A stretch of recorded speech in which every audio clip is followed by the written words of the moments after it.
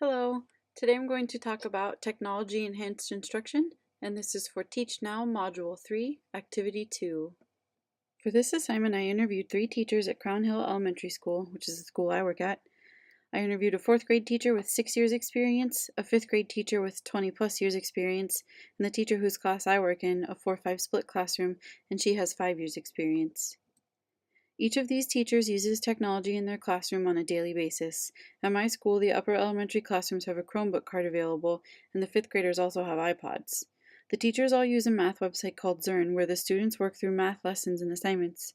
Some other websites used often are Kahoot and Quizzes, which are websites that allow teachers to conduct student-paced formative assessments in a fun and engaging way. It feels like a trivia game, and the kids love it. All 3 teachers also use Google Classroom and the associated apps from Google. To teach expectations with technology, the 4th grade teachers mentioned focusing on teaching technology procedures, and all 3 teachers said it comes down to reteaching, reviewing, and constant reminders. At Crown Hill, we are lucky to have a media specialist the kids see at least once a week, and she works with the students a lot about correct handling of Chromebooks, internet safety, cyberbullying, and digital citizenship. The 4th and 4-5 split teachers use Quizzes and Kahoot at least once a week and mentioned that these are some of their favorite ways to use technology with their students. They also talked about Padlet because the students can see each other's thinking, it's live updating and collaborative, and can be done individually or in groups. The 5th grade and 4-5 split teachers talked about using the Chromebooks to have students conduct research and then create a presentation using Google Slides because it allows for student creativity. This group of teachers' goals regarding technology were varied, but all came down to the same idea, which is to be using technology in increasingly beneficial ways in their classroom. These teachers' goals included using technology to increase student engagement, to integrate it into all subjects, to use it in innovative ways, to increase student collaboration, and to be used to enhance instruction and learning rather than being used as a replacement. When asked if they use technology to differentiate instruction, the response from all 3 teachers was absolutely. Zearn is great for differentiated math instruction. The teacher gets real-time updates on how the student is progressing and can assign an individual student work that is appropriate for his or her own level. Wonders is the reading curriculum our building uses, and teachers can assign different things to different students, so the amount of work everyone is required to do differs based on ability. Overall, these teachers view technology as being a great tool to differentiate instruction, also because it's not as obvious to the students, so students don't feel ashamed of having lower-leveled work. Technology is seen as beneficial in these teachers' classrooms because it prepares students for their lives, where technology is present on a daily basis, and the ability to use it, learn new ways of using it, and being adaptable is vital. One teacher also mentioned that she likes using technology in her classroom because it increases student ownership in learning. Using technology in the classroom isn't without its pitfalls, though. Technology can and will fail no matter how well prepared the teacher is. An example is when a website has been blocked by the district filters for students but was accessible by the teacher. We are lucky at Crown Hill because we have Chromebook carts, but not every district will, and you also can't assume a student has access at home to do homework online.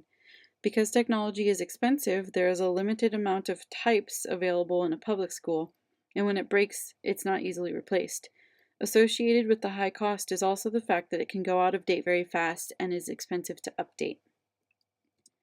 The next part of the assignment was to analyze a lesson from one of the 3 teachers I interviewed.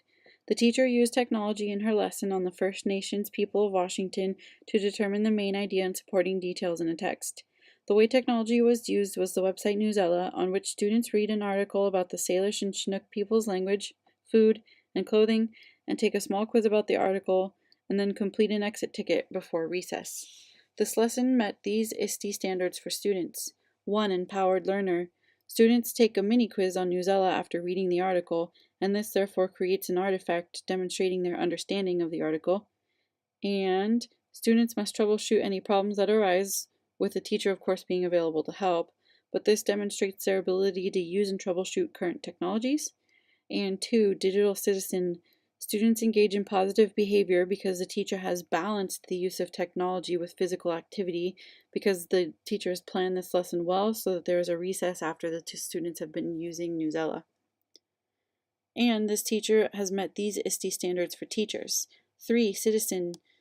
The teacher mentors students in safe, legal, and ethical practices with digital tools, and this is as part of an ongoing conversation with students during technology use in the classroom and also at our school as a part of media. And 5, designer. Through the usage of Newsela, the teacher has capitalized on technology to accommodate learner differences and needs.